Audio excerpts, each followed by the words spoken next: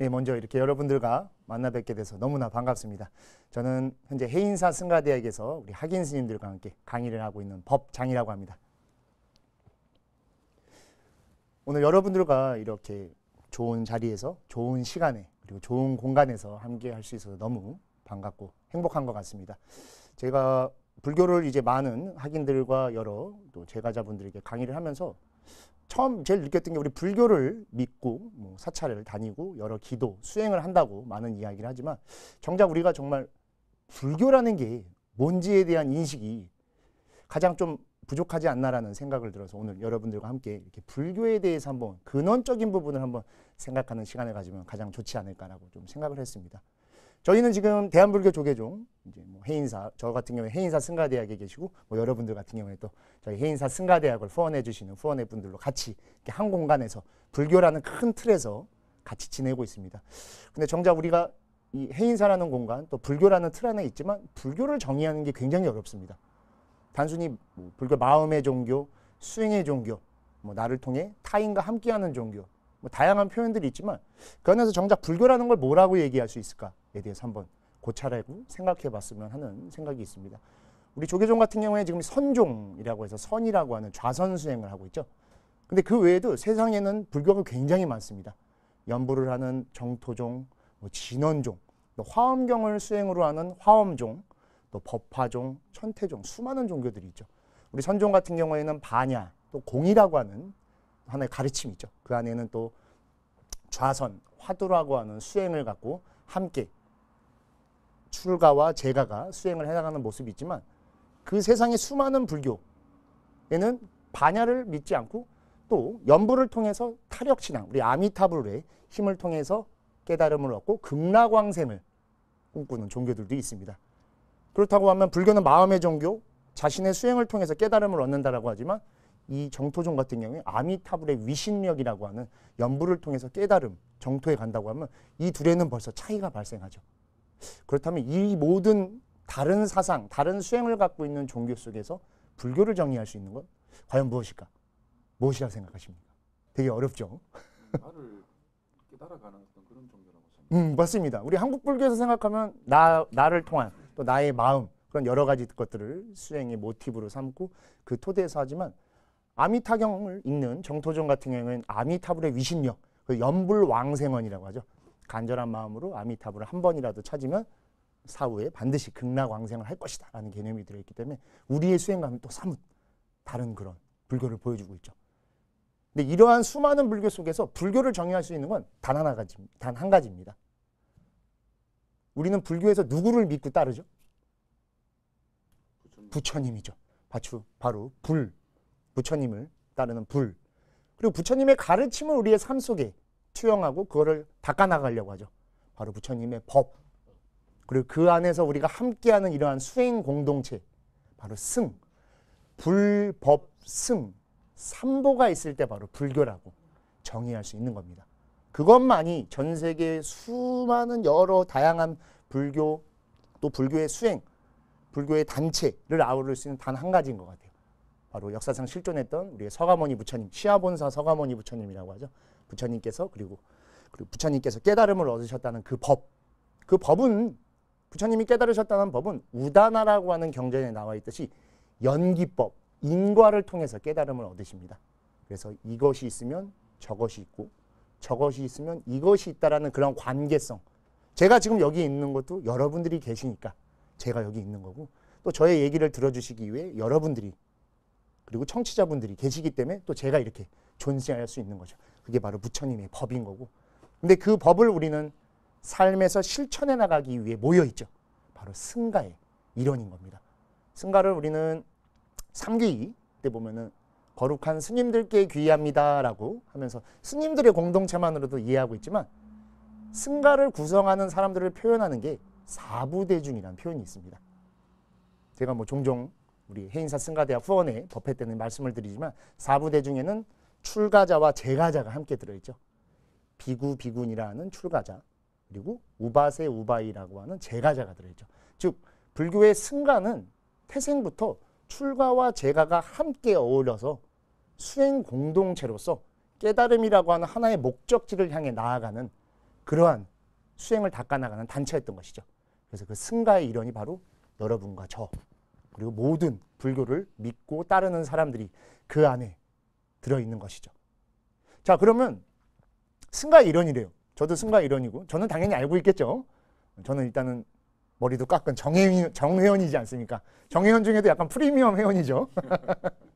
여러분은 좀 다르죠. 또 제가자다 보니까 하나하나씩 모르는 게 좀 더 많습니다. 깊은 내용이나 그런 부분들.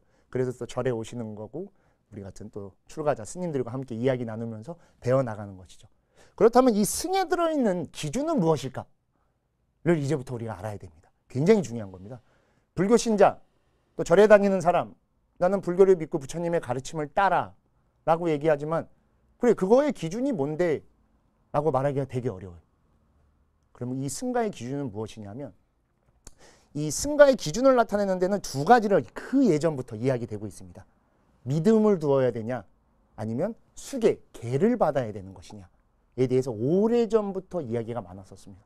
내가 말심을 해서 마음을 내서 절에 가서 기도하고 내가 또 신심이 내서 수행하고 거기서 보시하고 함께 지내면 그걸로 충분히 승가의 일원 아니냐?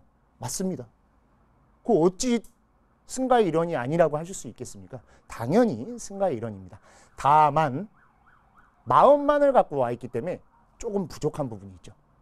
불교인이라면 불교적 생각 그리고 불교적 삶을 살아야 되는 겁니다. 그 기준이 돼주는 게 있어야 되는데 바로 그게 계라는 것이죠. 우리는 흔히 계율이라고 하죠.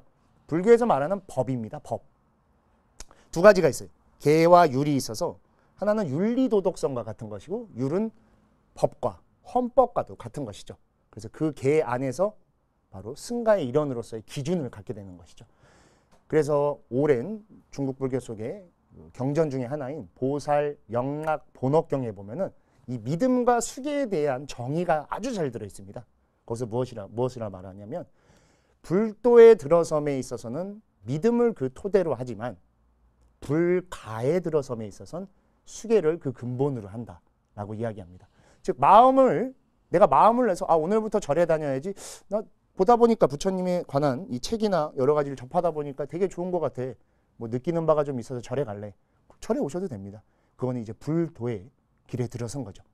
불도란 부처님이 가셨던 길을 이제 쫓아가려고 하는 것이죠.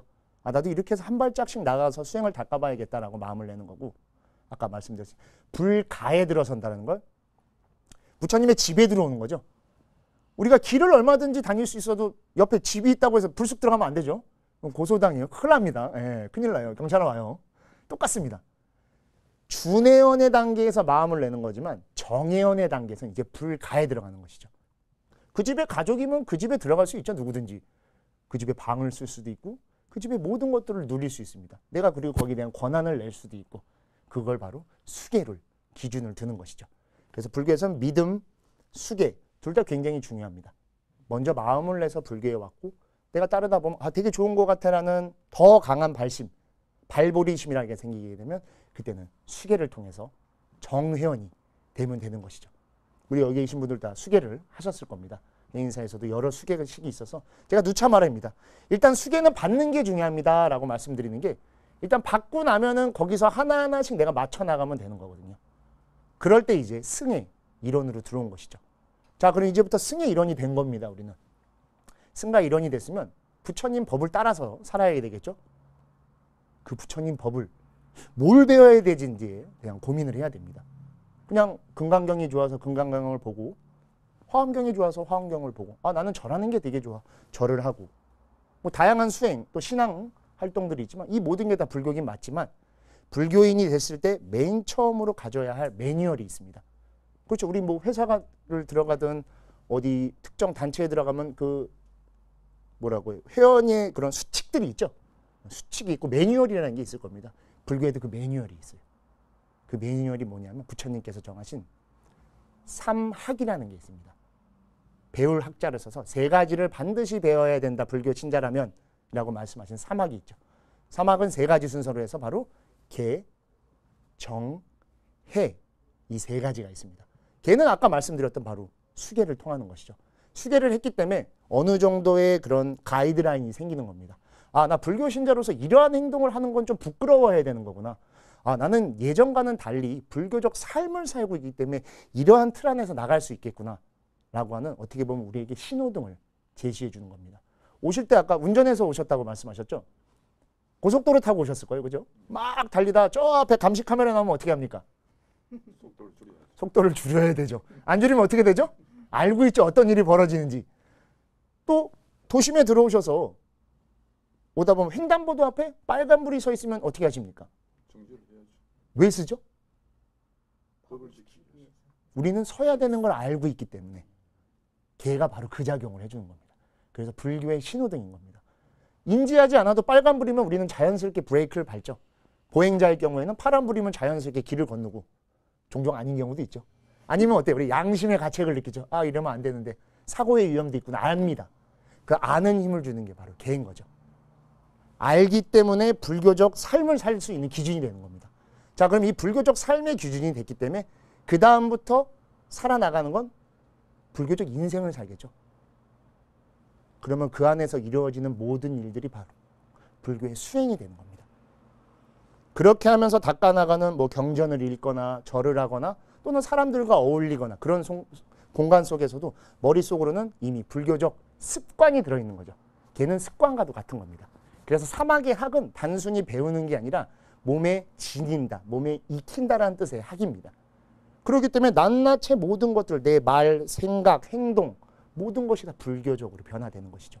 그렇게 되다 보면 자연스럽게 불교인이 되는 거죠. 그때 자연스럽게 얻어지는 게 바로 정입니다. 개정해 정, 선정인 거죠. 그걸 좀 더 심화하고 싶다라고 할 때 좌선도 하고 연불도 하고 절도 하고 뭐 여러 가지 후원의 활동이나 다양한 것들을 참석하는 것이죠. 그러면 그 깊이가 더 달라지고 거기서 느껴지는 감정, 맛이라고 할 수 있죠. 그게 확실히 달라질 겁니다. 알고 할 때와 모르고 할 때의 차이점은 굉장히 크거든요. 그래서 그게 알아졌을 때 느껴지는 그 환희심이죠. 기쁨, 즐거움, 행복이 생기면 그때 생겨나는 게 바로 지혜인 겁니다. 지혜는 지식과 다릅니다. 지식은 많은 책을 보고 뭐 알고 검색해서 확인하면 돼요. 알 수 있지만 거기서 끝나죠. 다만 그걸 자랑할 뿐입니다. 지식은 자랑하죠, 우리가. 그러려고 좀 공부하지 않습니까? 근데 해는 달라요. 해에는 반드시 실천이라는 것이 들어있어야 됩니다. 그래서 지혜는 바로 실천이죠.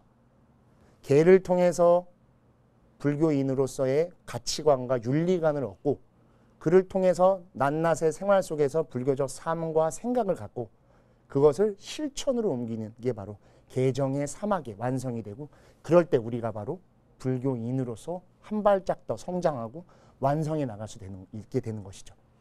근데 우리는 또 대승불교라고 하죠. 그렇죠? 불교도 여러 가지가 있지만 우리는 특히 또 대승불교라고 합니다. 큰 수레라는 뜻이죠. 다 태울 수 있다는 뜻이죠. 즉 다 태울 수 있다는 것은 나로 인해 타인에게 행복을 전해주고 그로 인해 나 역시도 행복해진다라는 보살의 마음이 들어있습니다. 그 대승보살 안에 대승불교 안에 들어있는 우리는 보살행이라는 걸 실천해야 돼서 이 방금 말씀드린 사막을 대승불교에서 한 단계 더 성장시킵니다. 바로 저희가 다음 시간부터 이제 하나하나 공부하게 될 삼취정계라는 것을 발전시키죠. 삼취정계, 세 가지 취에 달 청정한 계율이라는 건데 아까 개 말씀드렸듯이 단순히 금지조항, 이게 옳다 그르다를 말하는 게 아니라 청정하게 몸에 익히는 불교적 삶을 익히는 게 바로 삼취정계의 기준이 되는 것이죠. 그래서 그 세 가지가 첫 번째가 바로 섭유리계, 두 번째는 섭선법계, 세 번째는 섭중생계라고 해서 첫 번째 섭유리계는 첫 번째 말씀드린 계랑 부합됩니다. 섭선법계는 선한 법을 닦는 거기 때문에 계정의 정과 부합되죠. 세 번째 섭중생계는 여기서부터가 굉장히 중요합니다. 아까 말씀드린 지혜를 단순히 내가 지닌 지혜가 아닌 중생과 함께 하겠다. 우리 사홍서원에도 등장하는 그러한 자타일시 성불도 우리 모두가 함께하는 삶을 살겠다라는 뜻의 바로 중생과의 함께하는 제가 여러분들과 함께하고 여러분들도 저와 함께하고 있죠. 그게 부처님이 깨달으셨던 바로 인과법, 연기법이었고 그러한 삶을 실현시키는 힘을 가지게 하는 게 바로 섭중생계이죠. 그래서 오늘 지금 방금 말씀드렸던 우리는 개정의 사막을 통해서 불교적 삶을 얻었고 그거를 이제 한 걸음 더 나아간 대승적 삶으로 끌고 나가는 삼취정계를 통해서 보다 나은 삶을 실현하고 그러한 추구하는 우리 불교인의 자세를 갖추는 것들을 하나하나씩 배워나가는 시간을 가지려고 합니다. 오늘 가장 중요한 게 바로 불교의 정의를 우리는 배웠죠. 이제 다들 아시죠? 불교는 바로 불법승. 그리고 우리는 같이 승에 들어있는 사람입니다. 출제가가 함께할 때 바로 바른 승가가 이루어질 수 있죠. 너무 한쪽에 치우쳐서는 안 됩니다. 불교 절에 들어갈 때 맨 처음 통과하는 문이 바로 일주문, 또 다른 말로 불이문이라고 합니다. 어떠한 것에도 양쪽으로 나누는 게 없다. 모두가 평등한 사상이다 라는 개념이죠. 대승은 여기서 한 단계 더 나가죠. 우리 유마경에서 말했듯이 중생이 아프기 때문에 내가 아프다. 또 관세음보살의 대자대비가 들어있듯이 모두가 똑같이 출제가가 함께 어울려는 삶이 바로 승가이다라는 것이고, 또 그 승가 안에 들어있는 우리가 알아야 되는 게 바로 삼학. 여기서 학은 꼭 기억하셔야 돼요. 단순히 배우고 익힌다라는 게 아니라 몸에 스며들게 하는 습관성과도 같은 겁니다. 그래서 계, 정, 해. 그래서 계를 통해서 반드시 불교인의 기준, 윤리관을 알아야 됩니다. 똑같은 일을 하더라도 우리가 이렇게 넷이 있어도 너무 목이 말라요. 근데 이게 나 앞에 물이 있으면 나 이거 마시면 시원하겠지가 아니라 먼저 이걸 받고 여러분들을 살펴볼 수 있는, 이분도 목이 마를 수 있겠구나. 같이 나눠 먹어도 되겠구나. 이 양이면 충분하겠죠. 그거를 함께 할 수 있는 게 바로 그런 기준을 갖는, 그러한 생각을 가질 수 있게 해주는 게 바로 계의 힘인 거죠. 그리고 그것이 실천된 모습이 바로 선정이라고 하는 거죠. 선정도 단순히 나 혼자 깊은 것이 들어가겠다라는 뜻이 아닙니다. 그 안에서 나라는 존재가 어떻게 지금 이 순간에 존재할 수 있는가라는 걸, 나의 내면적인 것을 바깥으로 내밀어서 여러분들과 지금 같이 있는 삶이라는 걸 느끼는 거죠. 함께하는 삶. 요새 우리 현대사회에선 공생, 함께하는 삶, 가치의 가치, 그래서 뭐가 많지 않습니까? 불교는 이미 2500년 전부터 그 얘기를 하셨죠. 근데 다만 그거를 우리가 너무 모르고 있었던 것 뿐이죠. 근데 알면 되는 겁니다. 알면 당장 오늘 실천하면 되는 거니까요. 그리고 해도 그것을 바로 지금 이 자리에서 실천하는 힘, 지혜인 거죠. 단순한 아르마리가 아닌 내가 알고 있는 걸 남과 함께 공유하고 그로 인해서 자리 이탈하는 것을 발전시킬 수 있는 힘이 바로 개정의 사막의 힘이고, 저희가 오늘 배운 내용이 바로 그런 부분이고, 다음 시간부터는 그것이 한 단계 발전된 모습, 삼취정계라는 내용으로 섭유리계, 섭선법계, 섭중생계를 총 하나하나씩 나눠서 좀 더 세밀하고 우리 일상 속에서 느낄 수 있는 내용으로 설명해 드리는 시간들을 가지도록 하겠습니다. 아무쪼록 오늘 꼭 같이 이야기 나눈 사막 그리고 삼보, 요 두 개는 절대 잊어버리시면 안 됩니다. 이걸 아는 것만으로도 그냥 불자입니다. 저희도 그겁니다. 출가 스님들도 삼보에 귀의하고 사막을 열심히 닦는, 다만 같은 정의원이긴 해도 좀 더 프리미엄, 그래서 머리를 깎고 있는 것 뿐이죠. 여러분들이 계시기 때문에 또 저희 같은 승가의 출가자들이 지닐 수 있는 거고, 또 저희가 있기 때문에 여러분들도 함께 이렇게 이야기 나눌 수 있는 시간도 된 것 같습니다. 오늘 아무쪼록 이 삼보와 사막에 대해서 이야기 나눈 거 잘 기억해 주셨으면 좋겠습니다. 아무쪼록 첫 시간인데 조금 어려울 수도 있습니다. 왜냐하면 그래야 한 단계 더 나갈 수 있어서. 하지만 그렇게 몇 개 없죠. 사실 따지고 보면 긴 시간 얘기한 것 같아도 2개밖에 없어요. 삼보와 사막이기 때문에 요거 꼭 기억해 주시고, 우리가 다음 시간에는 여기서 한 단계 더 나아간 상태를 좀 더 세밀하고 좀 더 자세한 설명으로 그리고 최대한 재미있게 알려드릴 수 있도록 하겠습니다. 아무쪼록 첫 시간 이렇게 함께 해주셔서 너무 감사합니다. 삼보와 사막에 꼭 기억해 주시고, 삼보에 귀의하는 마음으로 오늘 여기서 마치도록 하겠습니다. 너무 감사합니다.